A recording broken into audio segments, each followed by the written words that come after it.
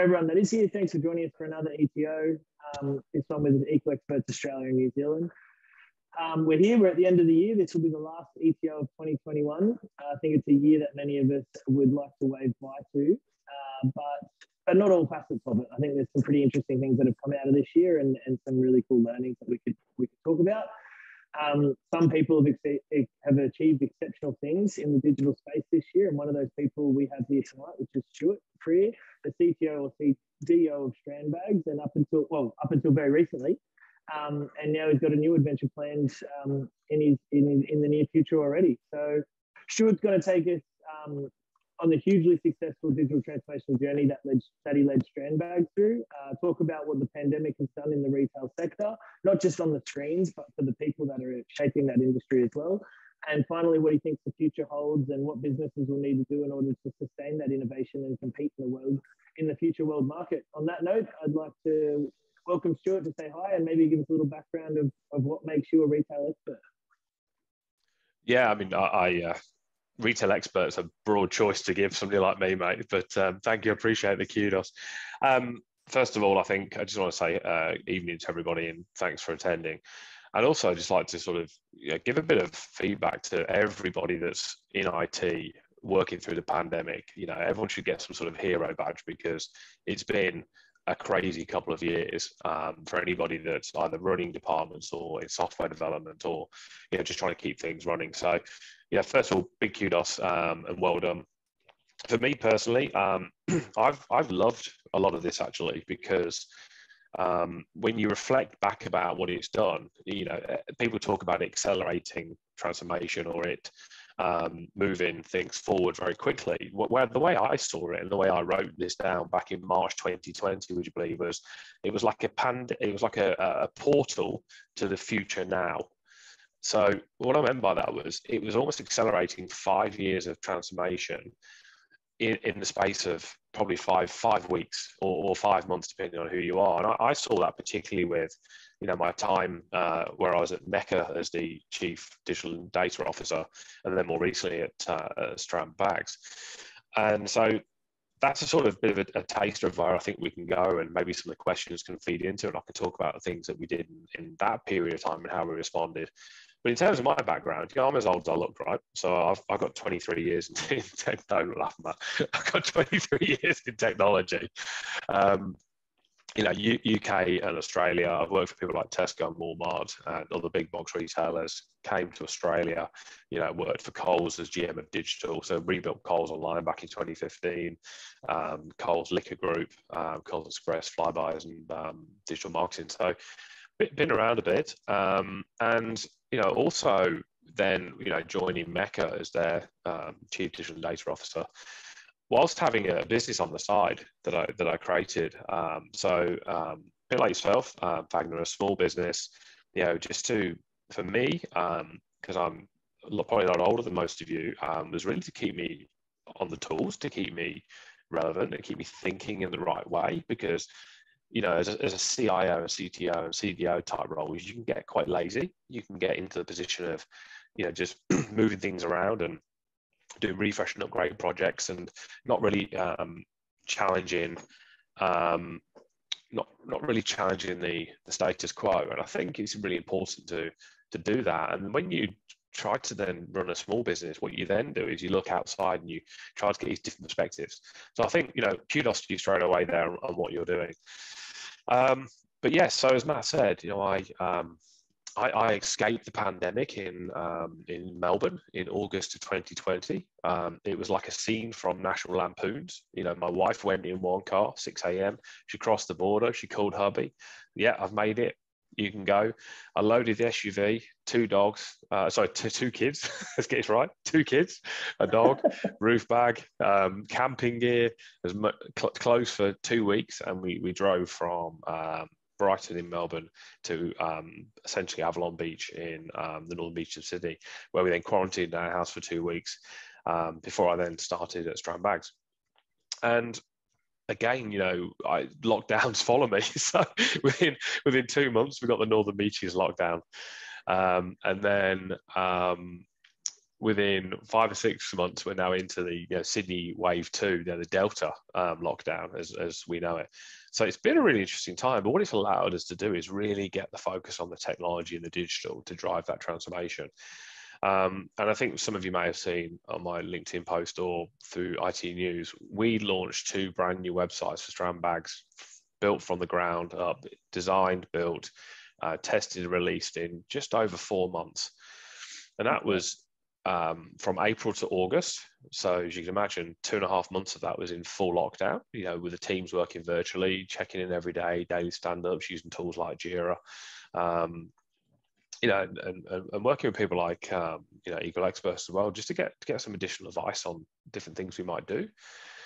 And then we launched it in August, and we launched it 2.5 months earlier than planned because we chose to do this as an MVP. So we really sort of constrained what we were delivering, and then iterated quickly and delivered lots of new features to get to Black Friday, and then ultimately had Click Frenzy and Black Friday, the best the company's ever had. And when I say the best, they were up 77% and 95% respectively on last year. So I think the phrase we used, a bit like a Michael Caine, we blew the bloody doors off. And we did that with a concept that we called Doorbusters, which was a commercial concept of putting in offers every 2 hours that is akin to what you do in a big box retailer on the lease line, front doors open, massive TV, cheaper than you've seen in the market, probably a loss leader, but what it does, it drives traffic. And we did that every 2 hours virtually. And that was quite successful.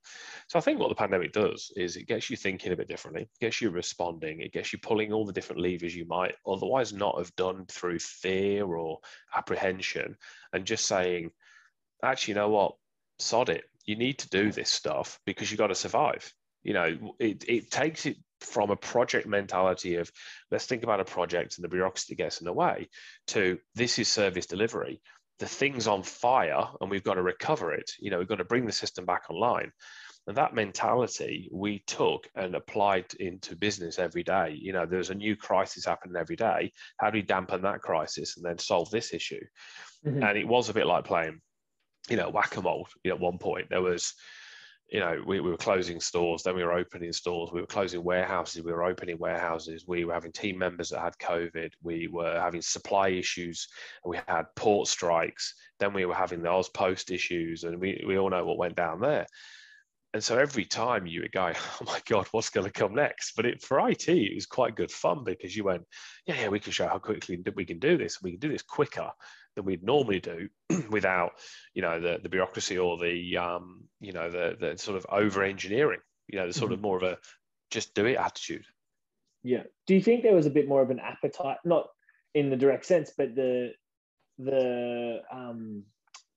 ability to swallow failure changed a little bit, that people were okay with that concept because they could actually take that failure or take that learning and turn it into something quicker? Whereas I think, as you said before, that over engineering, people couldn't allow a failure, which meant they were sort of paralyzed. Yeah, I mean, the old phrase of close enough is good enough is really what should apply, because I think there's too many businesses go, well, if you put something out that's not perfect, customers will slate us for it. But if you don't put something out regularly, customers leave because they get bored. So if you put something out regularly and sometimes you get it wrong, they're actually very tolerant because they go, yeah, but I'm getting something new and it might have a bug, but actually, you know what, I'm getting something new and I'm getting quite excited. We know how everybody dives onto their iPhone to get the latest Apple release. It's going to be the same with Tesla cars, isn't it? Every time Elon Musk launches something else, people are downloading it, trying to find out what the car's going to do next. It's got karaoke, or you can play rude sounds through the rear speakers. And I think that mentality of being a bit more tolerant towards failure and but making sure that people take the learnings and doing it together collectively was definitely much higher than pre-pandemic. And I did get asked a question by an unnamed CEO, fantastic person, right? And I won't say too much more, but that person said to me, so Stuart, why has IT gone so quick? You've done this, you've done this, you've done this. It's so fast. And before it just wasn't as quick. And I said, well, beforehand, it was like a game of snakes and ladders. I said, And now the pandemic came along, it's still snakes and ladders, but all the snakes have disappeared. We've just got ladders.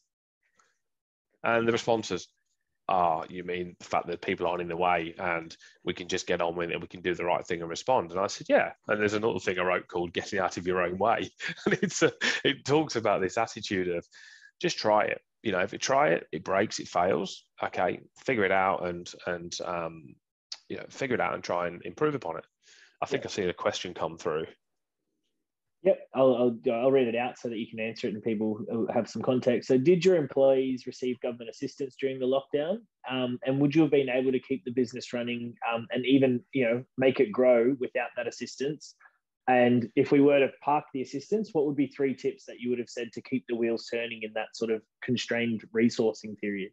Yeah, so, I mean, interesting enough, at the time I was at Mecca. And so, of course, at the start point, we then shuttered every store for 5 weeks. And you can see that, you can see the panic set in with a founder-led business. But then they started to go, right, let's rally. What can we do?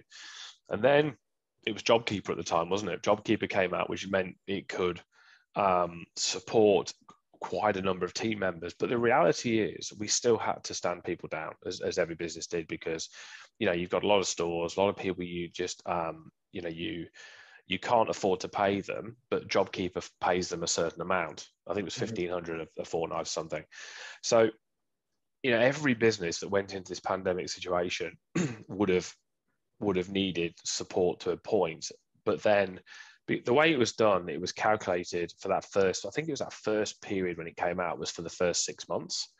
And of course, after 5 or 6 weeks, people were opening stores again and e-commerce was blowing up. So a lot of people then handed money back. But there are a lot of businesses like Mecca that really have stores and that experience and customers coming in and makeup treatments and services and all of that product knowledge that goes with the physical that we then tried to replicate virtually. So we tried to connect customers and stores virtually through FaceTime and other products to try and bridge that gap. And so I think the thing for me was what we saw is, yes, you've got to respond. You've got to first of all go, okay, how's this going to change? What's it going to change in terms of the business? So is it going to affect the business model? What categories is it going to impact? So with Mecca, it didn't really affect category, it affected the business model. With Strand Bags, it totally affects the category. You've got travel here and you've got fashion here. Now, fashion, luckily, that was grown really strongly and the business did an amazing job of growing handbags and the fashion products. But for travel, no one's flying. I mean, WA still doesn't exist to the rest of Australia, does it? It's all closed. So the fact that we can't get out of New South Wales very easily, between us and Victoria at the moment, is amazing that travel as a category is starting to return.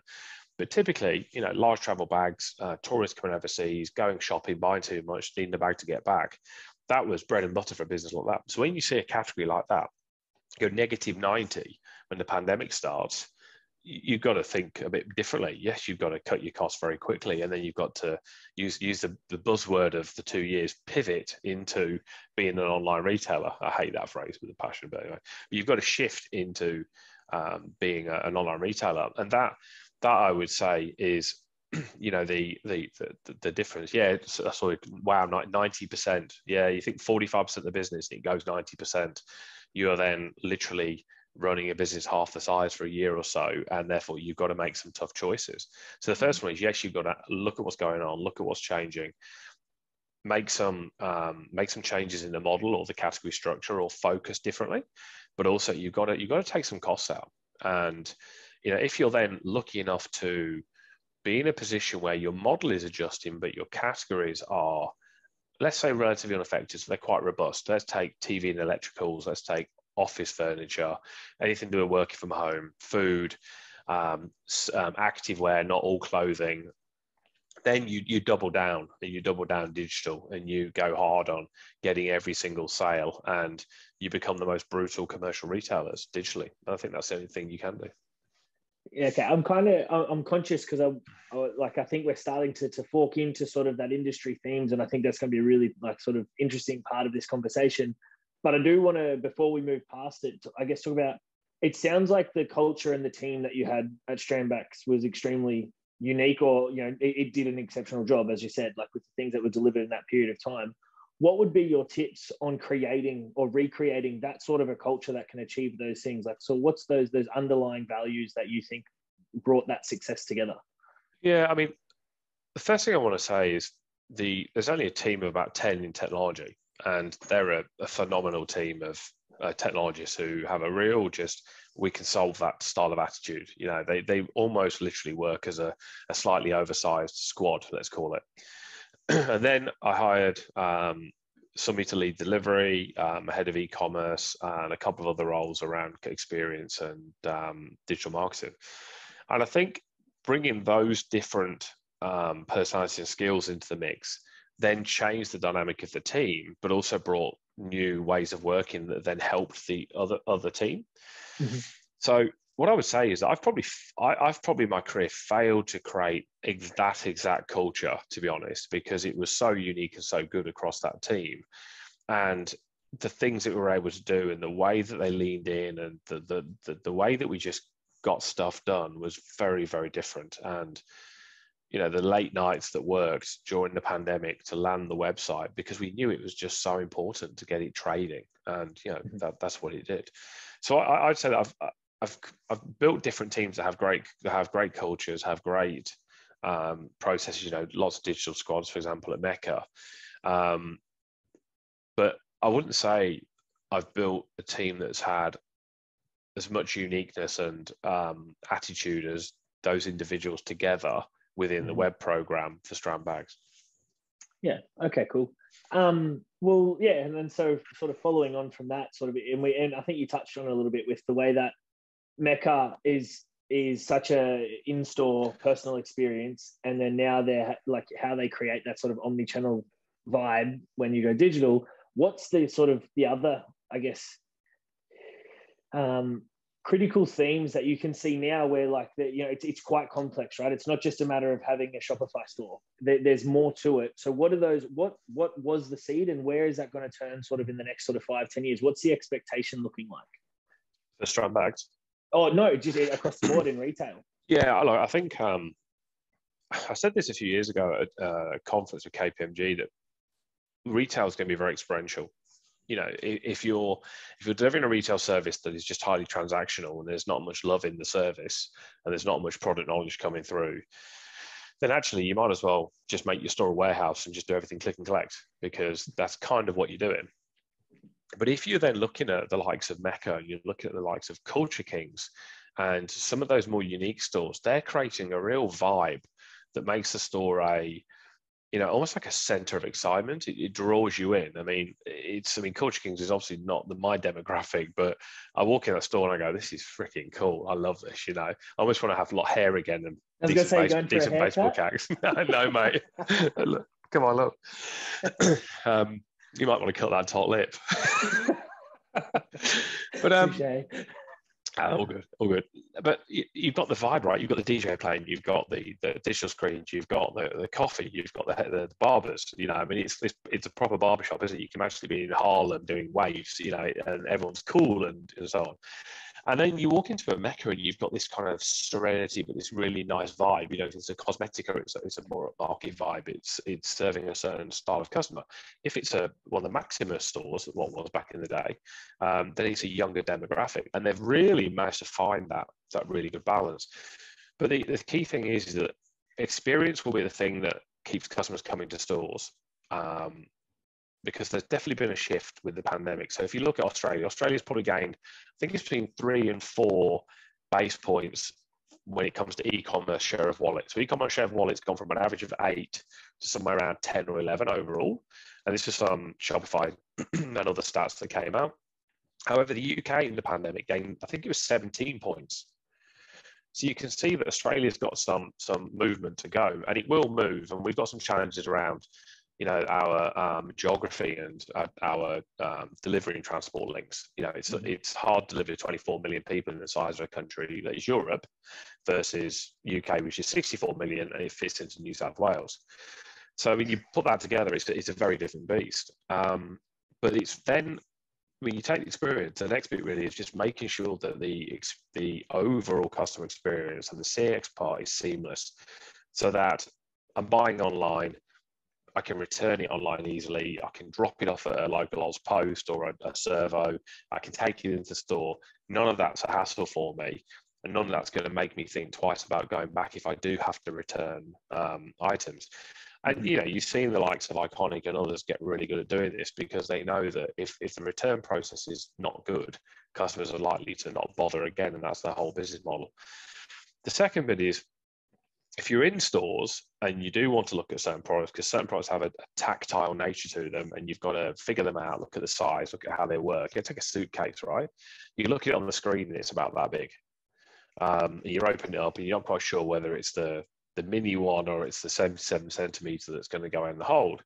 But you walk into a store and you look at it and you realize that actually it is the one you want isn't in store, because the store's 200 square meters, and therefore to try and get, you know, several thousand SKUs in there is quite difficult. So what do? You take the range of products, you put all sizes, but then you put all colors in the mini ones, so the customer can see the color, she can see the sizes, and she can make an informed choice within the store using endless aisle style technology. So store kiosks, for example, which you know, Strandu have in about 48 stores, and that sort of thing is what's then enabling that broader range to be brought in. And I think the final bit is, you know, just engaging customers with things like mobile point of sale. You know, customers don't want to have to be served at a checkout in the back of the store if they don't have to be. It's nice to serve them at the front, particularly if it's click and collect. You know, they're on the lease line, they're in a rush. They're the sort of things that make a difference to customer experience. Yeah, awesome. We've had a question come in. How much do you think the e-commerce pure play stores such as Catch will have an impact on the traditional retailers with an e-commerce capability? Or do you think the overall omnichannel experience will win out in the end? Yeah, I personally believe, and yeah, challenge me, it might be my age group. I personally believe that the omnichannel experience will win overall, because I think people still crave the physicality. I mean, look at the pandemic. I don't think anybody generally really wants to be stuck in a room like this, working all the time. You know, they want to do this part of the time to avoid commuting, to allow them to do the things they want to do, you know, kids, social, sport, etc. But they crave the human touch, and they crave that connection that you get with people in the office and seeing your mates. And I think shopping's the same. I think particularly things like clothes and shoe shopping and makeup and real fashion items, customers, they want to go in there. They want to see the new product. They want to see it on mannequins or people, and they want to go, actually, it's going to look good on me. You know, I'm a funny shaped bloke, right? Let's just call it as it is. I can vary between a medium and a large, and if I go and buy Superdry, I might as well go and get 5XL because they're made for really small people. It seems to be the case. But that's a real problem, because the fit of the product is so variable. So the only way to solve some of that, you know, without the virtual tools, the magic mirrors and so on, properly, is to actually go and see that product. And you want to feel the texture. You want to know it's going to suit you. So I do think the omni-channel experience is a bit, I think where people like Catch and others have done really well is because they've actually made it a very big, broad range. Generally, the prices are very, very strong. It's a simple process. I mean, Catch have, you know, literally mirrored some of Amazon's model with the checkout now and the one-click getting through in the app. And I think with West Farmers behind them and the investment that, you know, Rob Scott and that executive team could put into Catch, yeah, that's going to grow way beyond $1 billion online that it's now doing. The Iconic's an interesting one because, you know, I don't know the profitability of that business, but the return rate, I'd imagine, is significantly high, and is something that will, you know, be very revenue impacting, EBIT impacting, particularly when the model is, you know, returning a credit to your account of 110%, or return it and get 100% back on your card, and they've already paid for the return. You know, that could be a $50, $60, $80 item. So I think those costs are going to be problematic until, you know, supply chain gets a lot simpler. Mm-hmm. Awesome. We've had, we'll keep it just in this topic for a sec before we move to the next one, but a question coming in. How did you, or how do you successfully respond to a pandemic in regards to hiring and potentially, like in Australia's situation, the lack of relevant workers in specific specialist roles here? Yeah, so I think it is difficult on all accounts, and I think the way I look at this is we're not getting the 457s coming in and those skilled migrants because of the borders the last 2 years. So there is definitely a shortage, and there's definitely been an exit. So there is a bit of an imbalance between the two. But I think what a business can do is really differentiate itself in terms of its employee experience. We talk customer experience all the time because it drives revenue. But how many businesses truly talk about employee experience or team member experience, or however you want to describe it? And so the way I look at this is the first thing is, you've got to be doing things that make your business a destination for employees, not only customers. And let's just talk about Mecca. They do that incredibly well. They got voted, was it top 5 business in Australia 3 or 4 years in a row, and that's a big thing to get. And they do that because they've got great working environments. They are very supportive from a founder point of view. They have good reward and recognition schemes, and they pay the appropriate market rates. And they give a lot of free products away for their team members, and team members get great discounts. So, that's very attractive for the demographic that they pull in. But now, since this has happened in the last 2 years, we want more as people.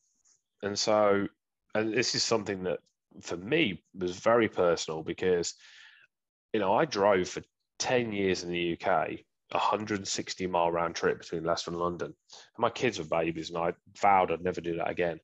I come to Australia, and then I come to New South Wales to work for Strand Bags, and they relocate. And the office relocates from Belrose to Pyrmont.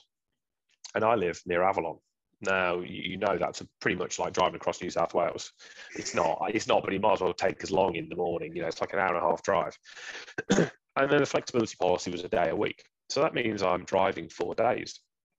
And so I believe that one of the biggest levers now is no longer necessarily how wonderful the business environment is or the actual cash that you pay somebody, the reward structures, but actually the flexibility that you offer that person, and to say, we're happy for you to work anywhere, but I personally believe that you need to be in the office a reasonable amount of time. And the way I say that is a reasonable amount of time is that there are key events that happen in a business. There are key things that you need to be at. There might be huddles, there might be team events, there might be milestone meetings, whether it be program reviews, trade meetings, wherever it might be. Now, I know these have been done in the pandemic, but it's really important that we get back to doing some of those things with our team members. To look them in the eye, to give them the support, to metaphorically put their arms around each other and just feel part of the team. And I think the way that retailers can respond is by, and other companies can respond by saying, this is what we do flexibly. This is how we support you as a team member and employee to be your best. And this is how we're going to measure you on these outcomes. We're not going to ask you to clock on at 8 and finish at 4 or whatever the time is, but we're only going to measure you on your outcomes. Mm-hmm. And that for me, is just a modern way of working that the best businesses work to. And I think some of the software companies, to be honest, do very, very well. And do you think there's an element, I guess, coming through the pandemic, and there's a question in relevance to this as well, the speed at which change was required and delivery of things was required, that there's partially a bit of burnout there, that coming back and having some time around people could, just sort of bridging those things that you said, having that time around the huddle, having the arm around, to just sort of break up that feeling a little bit. Is that something that you think there's a burnout factor there?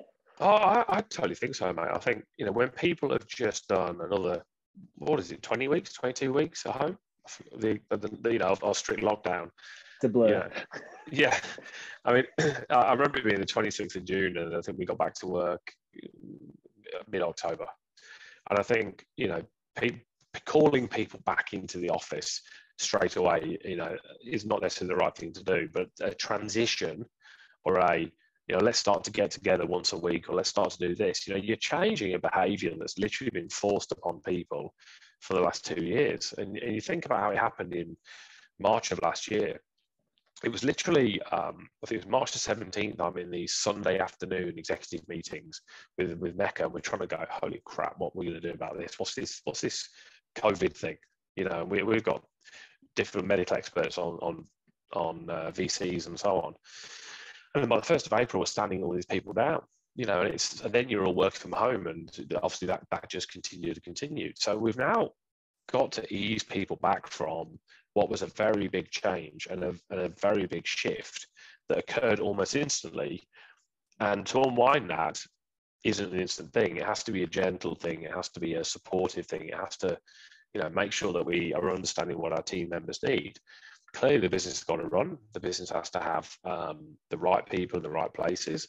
There are roles that can't work from home. We know that. You know, retail, people in shops, people in warehouses is very difficult. But we've just got to be mindful and conscious of what this has done to teams. And there's absolutely a bit of burnout. I mean, I have to be honest with you, mate, I feel buggered after these 2 years. There's no other word to put in it. Yeah, the hours that have worked, the things that we've done. And, you know, for me, you know, having resigned, if the audience doesn't know, I've resigned from Strand Bags because I just don't want to do that commute. And, you know, I'm now lucky enough to have a couple of months off before I start a new role in February. And I think having this time is refreshing. You know, it's kind of refilling, you know, the soul a little bit, and helping the golf handicap, like I mentioned earlier. No, that's, yeah, I think it's, I guess it's an interesting point, and it sort of leads to the question that's come up about how, so I guess framing as the question comes in, businesses have gone into crisis mode, they've leapfrogged the business into a digital first strategy. Into the future, does this experiential focus create a new type of retail industry that keeps transaction and promotion side digital? That keeps the transaction and promotion side digital and allows retail spaces to focus on that actual tactile experience. Do you think the post-pandemic business will remain digital first strategy, or like, I guess it sort of goes back and forth a bit from what we've been saying? Yeah, I think the best will. I think the best will recognise that they need to really focus digital, and they really need to drive it and to grow that share of wallet. And I think others will slip back. I don't see it becoming there's just a tactile bit and then there's a promotional side or an effective side. But I see the way that digital is going to work, and I mean digital not in the e-commerce sense, but the broader, more MarTech sense, is that it's generating information, it's getting data about customers, whether it be in stores or online. We're building profiles. We're helping to understand more about those customers, starting to think about what products we want to source for the future. And that's where digital comes in, rather than it being everything's going to be sold online, but actually understanding who those customers are and how they've shifted. Because, for example, with Strand, I mean, this is hilarious. But when we launched New Zealand, the new site conversion went 3x. That's the difference. So it was 3x conversion, and we're looking at the sales going, bloody hell, it's fantastic. This is awesome. We never expected this. And so we're looking at the data and we're going, it's a new site, it's fresh design, it'll be younger customers. And then we looked at the demographic data, and it was grown across the whole range. But there was this group of 55 plus that had gone like this. Just loved everything you did. And then the silver surfers at 65 literally went like this. And it was like, well, why is that? And I said, well, the products haven't changed. That's normal. But the site is easy to use. The site design is simple. It's easy to find what you want. And you can see that in all of the data points. So what we've done is we've made it simpler for older groups to transact. Well, that's great. But then what we saw was the younger groups that we'd gained were now coming back more regularly. For example, in the Black Friday week, we saw one, so you can see the devices and sessions. We saw one customer have 14 sessions in 1 week. So coming back, looking at products, looking at the offers. So I think that's where digital comes in, because it gives you different tactics that you can play, allows you to understand the behavior versus the retail behavior. The retail behavior might be, I'm going to go in that store once a month, once every 3 months, but I might be looking at their products online every single week. So actually, how do I then start to educate and convert and take them down that funnel of inspiration through to conversion? And that's how I see it, to be honest. Yeah, awesome. Thank you for that. All right, well, let's take a little shift and talk, I guess, more intrinsically from yourself.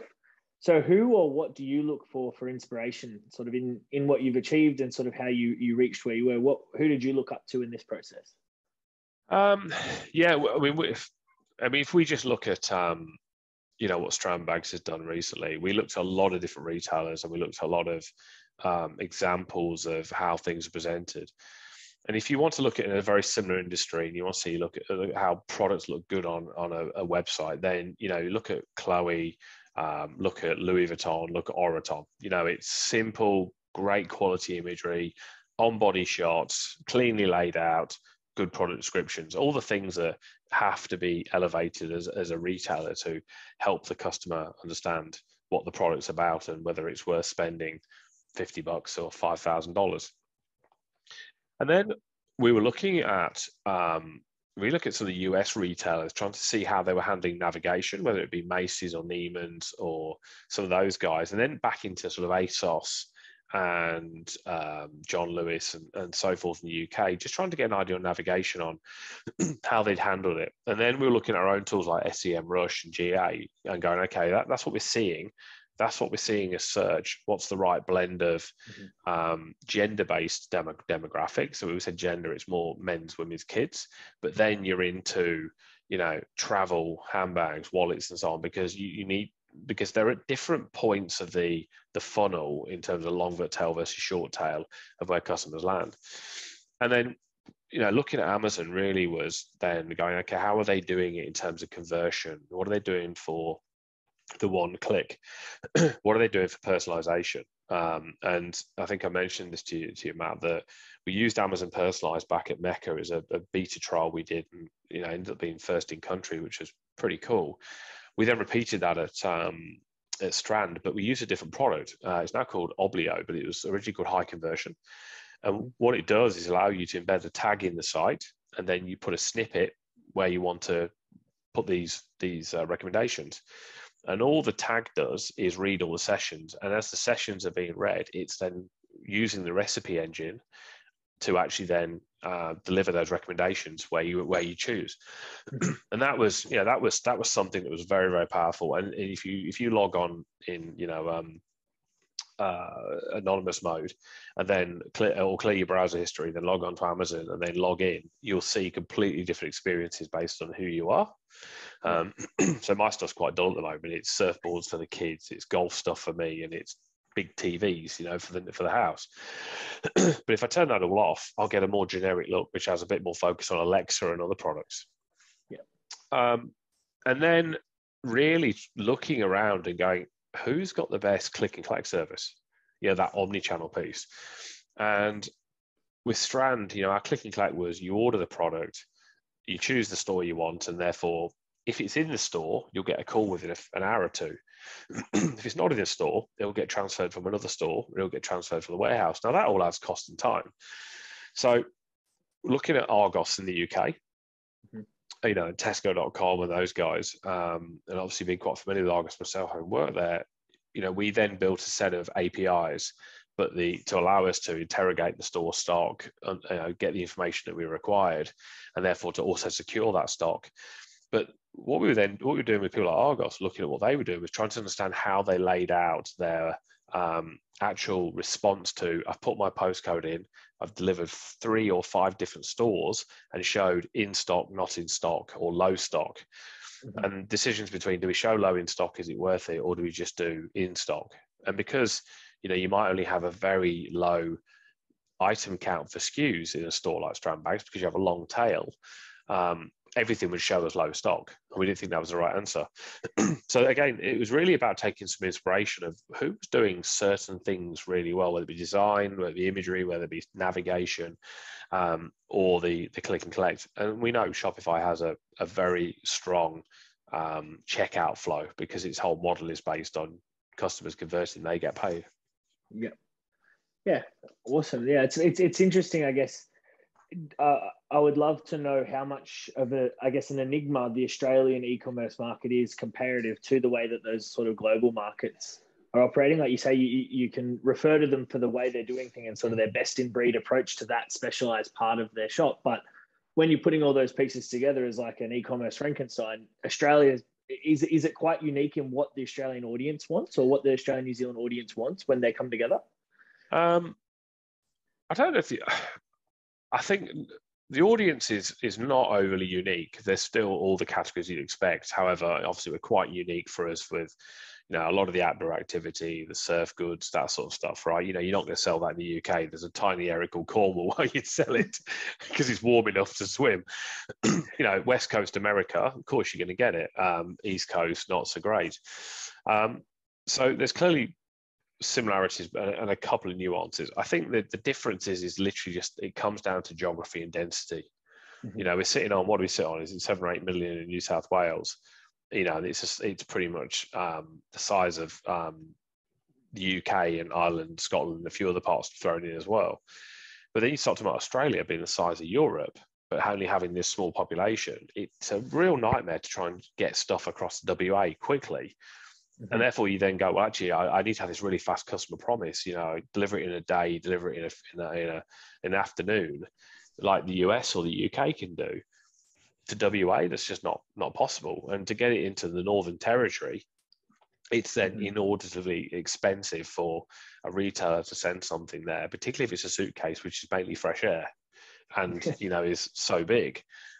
We've seen some in the past, some difficult costs have come through on that. So the problem is the geography. But in the last year, there's definitely been a big catch up on those digital services, how Click and Collect's operating, making payments faster.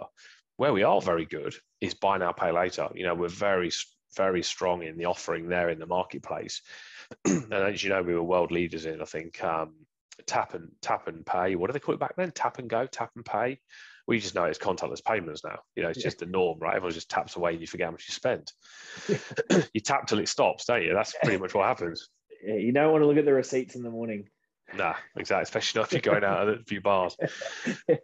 And so that Australians have been very used to that digital currency, let's call it. And now with buy now, pay later, that's really accelerating, I think, e-commerce, and particularly e-commerce conversion, because people feel they can afford it and paying 4, paying 8, paying 12, whichever one you've used. Mm-hmm. All right. Well, being conscious of time, I did want to sort of give a little bit at the end for questions, and I know we've got one there in the car park, so I'll grab that after. But before we get into that, what's next for you, Stuart? Where are we going to see you next, and what's on the roadmap? Yeah, so look, I've got a couple of months now off, which really my first month is going to be trying to become a single-figure golfer whilst being a project manager for our renovation. So we are staying with friends at the moment. We're due to be in our house hopefully in a week or and a half, with new kitchen and so on. When I say renovation, it's more of a rebuild. We left 2 walls standing, then took the roof off, so there wasn't much left. And then in January, I'm going to be probably just starting to ease back in, because by mid-Feb, I will be joining Versant, who are a technology company, as you know. And obviously they're digital data, identity, and cloud. And I'll be running the digital practice for New South Wales. So that's a different challenge for me, something I'm really looking forward to, because I enjoy these sorts of things. I enjoy these sorts of sessions where, we can learn from each other, we can share knowledge, and, I see that sort of industry as the right next step for me. So, a bit like yourself, Matt, jumping into that sort of territory, and mainly having lots of coffees, I believe, is what you do, isn't it? Yeah. No, awesome. Well, looking forward to you joining us. All right, well, grab we got 10 minutes to go. So the question that came through was, have you noticed some markets grow more after the pandemic, say health and beauty, from your time at Mecca?